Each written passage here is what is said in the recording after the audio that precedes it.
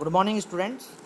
Welcome to next session of concrete technology. Fresh concrete का नया session. हमने अभी तक एडमिक्सचर के बारे में पढ़ा था और आज हम फ्रेश कंक्रीट के ही रिलेटेड आगे एक टॉपिक कवर करेंगे। तो आज का जो टॉपिक है प्रोडक्शन ऑफ कंक्रीट।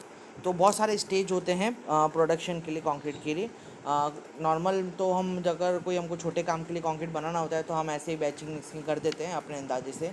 पर for big project we need particular process of making concrete, जैसे कि सबसे पहला आता है बैचिंग। ठीक है, उसके बारे में हम आज पढ़ने वाले हैं। फिर सेकंड जो हमारा आता है बैचिंग के बाद वो आता है मिक्सिंग। ठीक है, फिर आता है ट्रांसपोर्टिंग, फिर placing, compacting, curing and finishing. ठीक है, तो ये जो 7 चीज़ें वो हमारे क्या बोलते हैं कंक्रीट बनाने में ये पूरी की पूरी प्रोसेस लगती है। अब जो बैचिंग होता है, बैचिंग का मतलब क्या होता है कि मटेरियल को अपने जो भी ग्रेड है उसके हिसाब से इकट्ठा करना। ठीक है, और प्रॉपरली उसके जो प्रपोर्शन है उसके हिसाब से उसको वहाँ पे इकट्ठा करना। फिर उसके बाद क्या होगा, उसके उसके अंदर उसके जो प्रपोर्शन है उसके हिसाब से हम करेंगे मिक्सिंग के बाद हमको जहाँ पे कंक्रीट को प्लेस करना है उसके लिए हम ट्रांसपोर्ट करेंगे, क्या बोलते हैं कंक्रीट को। अगर दूर है तो हम उसके अंदर एडमिक्सचर मिक्स करेंगे। ठीक है, फिर उसकी प्लेसिंग करी जाएगी जहाँ पे वो, जैसे कि हमको स्लैब के लिए चाहिए, कॉलम के लिए चाहिए, या कोई भी फ्लोर के लिए हमको कंक्रीटिंग करनी है तो हम क्या करेंगे, वहाँ पे प्लेसिंग करेंगे। फिर हम क्या करेंगे, कॉम्पैक्टिंग करेंगे, जिसके उसके अंदर एयर वर्ड्स निकालने के लिए कॉम्पैक्टिंग्स वगैरह की ज़रूरत पड़ती है। फिर हम वो जो कंक्रीट है उसको क्योरिंग करेंगे, मतलब पानी से अपन क्योरिंग करते हैं हीट ऑफ हाइड्रेशन की वजह से। और उसके बाद हम क्या करेंगे, फिनिशिंग काम करेंगे। ठीक है, तो ये जो था 7 प्रोसेस थी प्रोडक्शन ऑफ कंक्रीट के लिए, वो हमको करनी पड़ती है। क्लियर। आज हम बैचिंग के बारे में पढ़ने वाले हैं। तो बैचिंग, व्हाट इज़ बैचिंग? तो 2 तरीके की बैचिंग होती है, volume batching and weight batching. अब वॉल्यूम बैचिंग मेथड है वो proportion is not good method for proportion of material because difficult is it offer to measure granular material in terms of volume. ठीक है, वो सही proportion के लिए हमारा जो वॉल्यूम बैचिंग है वो हम नहीं यूज़ करते। क्यों यूज़ नहीं करते? क्योंकि इसके अंदर क्या होता है कि वॉल्यूम बैचिंग के अंदर क्या मॉइस्ट सॉइल जो होता है उसको भी, उसका वेट भी हम कंसीडर लूज सॉइल वेट की तरह कंसीडर करा जाता है। ठीक है, इसके अंदर तो जो कि अगर ड्राई वेट के हिसाब से देखा जाए, ड्राई और कॉम्पैक्टेड सैंड के वेट के हिसाब से देखा जाए तो मॉइस्ट जो सैंड होता है उनका जो वेट का डिफरेंस होता है वो बहुत ज़्यादा होता है। तो जो प्रोपोर्शन रहता है क्या बोलते हैं वॉल्यूम बैचिंग के अंदर, वो सही तरीके से बैठ नहीं पाता है। इसलिए है ना, इसको हम बड़े बड़े कामों के लिए यूज़ नहीं करते वॉल्यूम बैचिंग। जैसे कि मैंने आपको सेकंड पॉइंट बताया, ग्रेनुलर मटेरियल रहता है उसका जो वो ग्रेनुलर मटेरियल का जो टर्म होता है वॉल्यूम का, वो हमको फाइंड करने में भी प्रॉब्लम पड़ती है। और मॉइस्चर जो रहता है सैंड के अंदर वो कंसीडर नहीं किया जाता है। इसकी वजह से जो ड्राई सैंपल का वेट जो होता है सैंड का और मॉइस्ट वेट जो होता है सैंड का, उसके अंदर बहुत काफ़ी डिफरेंस होता है। तो तकलीफ आ सकती है उसके अंदर आपको। The effect of bulking should be considered for the most fine aggregate. ठीक है, इसके अंदर क्या बोलते हैं हमको जो करना चाहिए, बल्किंग शुड बी कंसिडर करनी चाहिए। तो इसके फाइन एग्रीगेट के लिए तो वो भी नहीं किया जाता है। फॉर अनइम्पॉर्टेंट कंक्रीट और स्मॉल, जैसे मैंने आपको बताया छोटे काम के लिए हम ये जो है वॉल्यूम बैचिंग यूज़ करते हैं। ठीक है, जैसे कि आप यहाँ पे देख सकते हैं किस तरीके का गेज होता है, इसको हम गेज बोलते हैं फ्रेम का। एक गेज के अंदर, गेज बॉक्स के अंदर, इसको गेज बॉक्स बोलते हैं, जिसके अंदर fine aggregate, coarse aggregate measure डाल करके डाले जाते हैं। इसका जो वॉल्यूम होता है वो एक बैग सीमेंट जितना होता है। मतलब एक bag of cement is equal to अपन बोल सकते हैं 30 kg। ठीक है, 30 kg, अगर सॉरी 50 kg का एक बैग होता है। 35 लीटर्स का अगर हम उसको पानी के संग मिलाते हैं तो 35 लीटर के अंदर हम उसको कैलकुलेट कर सकते हैं। मतलब केजी को आप 35 लीटर का वो अपन को पड़ेगा एक सीमेंट का बैग।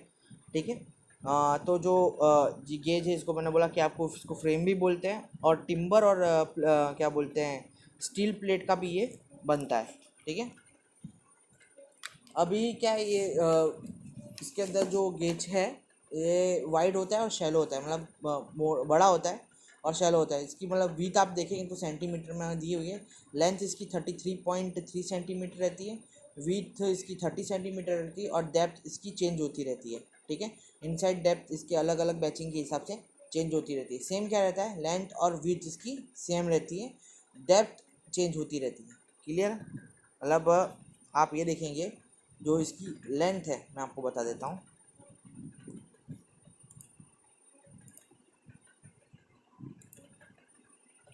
इसकी जो ये वाली लेंथ है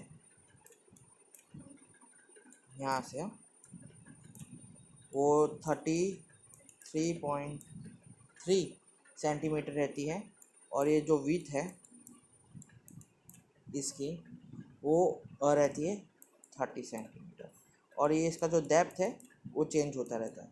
ठीक है, एज पर इनसाइड डायमेंशन 20 से चालू होते हुए 50 तक, 5 के उसमें डायमेंशन में इसका फ़र्क आता है। जैसे 20 हो गया, 25, 30, 35, 40, 45, 50, इस तरीके से ये जो है बैचिंग इसकी चेंज होती रहती है फ्रेम। ठीक है, जैसे कि आप यहाँ पे देख सकते हैं क्लियरली, इसके अंदर यहाँ पे पूरा का पूरा बैचिंग के बारे में दिया हुआ है कि भाई 33.3 सेंटीमीटर की विड्थ रहती है, हाइट मैंने आपको बोला था सेम रहती है, डेप्थ इसकी देखेंगे आप, लेंथ इसकी देखेंगे तो आप लेंथ या हाइट बोले सेम ही है। ठीक है, डेप्थ इसके देखेंगे तो 20, 25, 30, 30।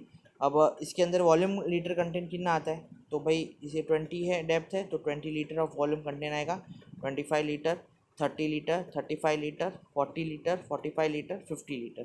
ठीक है, इतना वॉल्यूम ऑफ कंटेंट इसके अंदर आएगा। ठीक है, अब batch number, material various material के हिसाब से कौन कौन सी बैचिंग रहती है, तो अगर यहाँ पे देखा जाए तो M20 के लिए 50 kg of weight, 35 litre of sand जाएगा और 70 लीटर ऑफ एग्रीगेट जाएंगे। ठीक है, फिर वैसे ही अगर देखा जाए इसके अंदर क्या बोलते हैं M20 के अंदर ही दूसरा प्रोपोर्शन देखा जाए तो अगर सैंड का प्रोपोर्शन हम ज़्यादा लेते हैं तो 52 पॉइंट, ठीक है, 1055 जिना कोरोज एग्रीगेट रहेगा, 1.2.3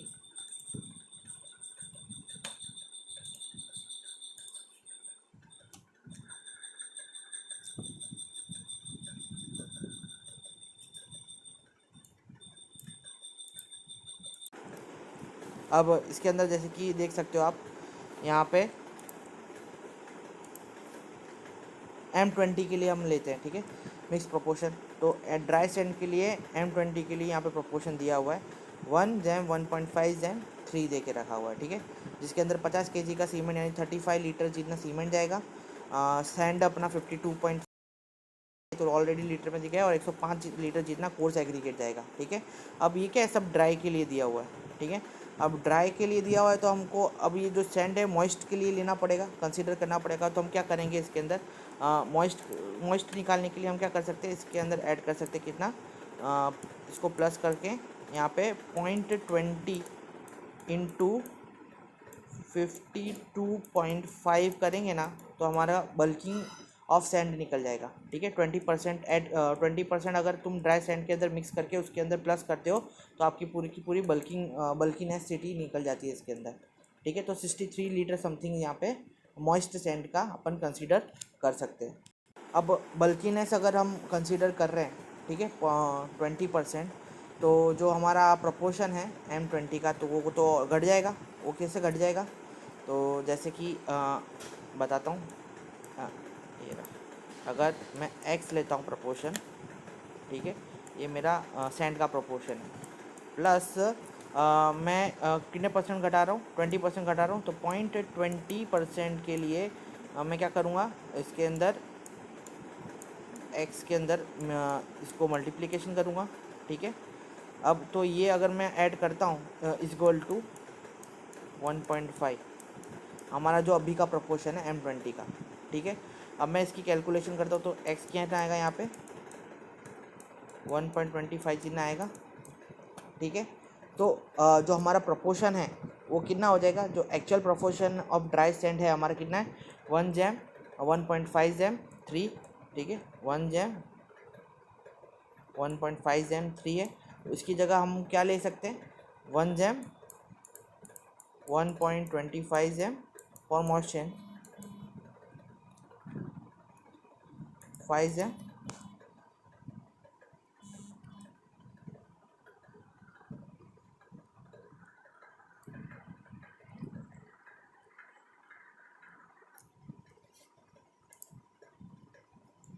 1 जैम 1.5 m कितना हो जाएगा 3, ठीक है। तो उसको अपन 1.2 m मतलब इसके अंदर फ़र्क आ जाएगा सैंड के मॉइस्चर कंसीडर करेंगे तो इस तरीके से जो वॉल्यूम बैचिंग है हम करते हैं। अब वेट बैचिंग के बारे में बात कर लेते हैं। Weight batching is correct method for measuring material, बहुत सही करेक्ट मेथड है। Use of weight batching system is batching facilitate accuracy, flexibility and simplicity. Accuracy आती है, सिंपलिसिटी रहती है उसके अंदर, और हमारे को फ्लेक्सिबिलिटी मिलती है, ठीक है। Large weight batching plant have automatic weight in weighing equipments, ठीक है। जो लार्ज स्केल पे बैचिंग प्लांट्स होते हैं उसके अंदर ऑटोमेटिकली वेट के इक्विपमेंट्स होते हैं। On large work site, the weight bucket type of weight equipments are used, ठीक है। जहाँ पे लार्ज वर्किंग साइट है वहाँ पे वेट बकेट जैसे इंस्ट्रूमेंट यूज़ होते हैं, ठीक है। अब इसके अंदर क्या होता है, हर चीज़ के बकेट अलग अलग तरीके के होते हैं। जैसे कि यहाँ पे आप देख सकते हैं, यहाँ पे सैंड डाल दिया, यहाँ पे एग्रीगेट डाल दिया, ठीक है। उसके हिसाब से बैचिंग होके बाहर निकलेगा, ठीक है। अपन को पता चल जाएगा कि भाई वेइंग मशीन कितना है, यहाँ पे वेइंग मशीन पे अपन को वेट मिल जाएगा, ठीक है। इस तरीके से यहाँ पे बैचिंग होती है। कन्वेयर बेल्ट के ऊपर इसको फिर डाल दिया जाता है। यहाँ से कन्वेयर बेल्ट दिखेगा होगा आपको, यहाँ से बैचिंग प्रोवाइड कर दी जाती है। मतलब वेट के हिसाब से अपन यहाँ पे सिर्फ वेट के हिसाब से सेट कर दो, और वेट के हिसाब से तुमको जो जो चाहिए एलिमेंट, फाइन ग्रेवल चाहिए या कोर्स एग्रीगेट चाहिए, सीमेंट चाहिए, मीडियम ग्रेवल चाहिए या सैंड चाहिए, उसके हिसाब से बैचिंग कर दो। तो बहुत एक्यूरेट रहता है ये मेथड, ठीक है। अब और बहुत फ़ायदेदार रहता है ये बैचिंग के अंदर। देख सकते हैं ऐसे बड़े बड़े प्लांट्स ये इसके अंदर आते हैं बैचिंग के अंदर। ये भी वन टाइप ऑफ बैचिंग है, ठीक है। तो वेट बैचिंग के अंदर क्या होता है कि वेट बैचिंग प्रीफरेबल, मोर एक्यूरेसी के लिए इसको हम प्रीफर करते हैं, ठीक है।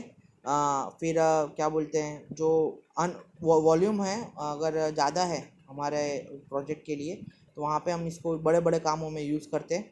फिर weight batching equipments fall into the 3 general category, namely manual, automatic and fully automatic, ठीक है। 2 तरीके की होती है, 3 तरीके की होती है, मैनुअल, सेमी ऑटोमेटिक और फुल्ली ऑटोमेटिक, एज पर जो भी वर्क रहता है उसके हिसाब से। फिर मैनुअल वेट जो बैचिंग रहती है वो ऑपरेटर की ज़रूरत पड़ती है उसके अंदर, ठीक है। इंग्रेडिएंट अपने हिसाब से किया जाता है, और जो वहाँ पे साइट इंजीनियर होता है उसके हिसाब से जाता है। सेमी ऑटोमेटिक के अंदर वो उसके अंदर भी ऑपरेटर की ज़रूरत पड़ती है, पर ऑटोमेटिक सिस्टम के हिसाब से वो ले लेता है, और ऑटोमेटिकली ऑपरेटर की ज़रूरत नहीं पड़ती। सिर्फ आपको सिर्फ सामान रखना है और ऑटोमेटिकली डेटा डालना है कंप्यूटर के अंदर, और पूरा का पूरा बैचिंग अपने आप हो जाएगा।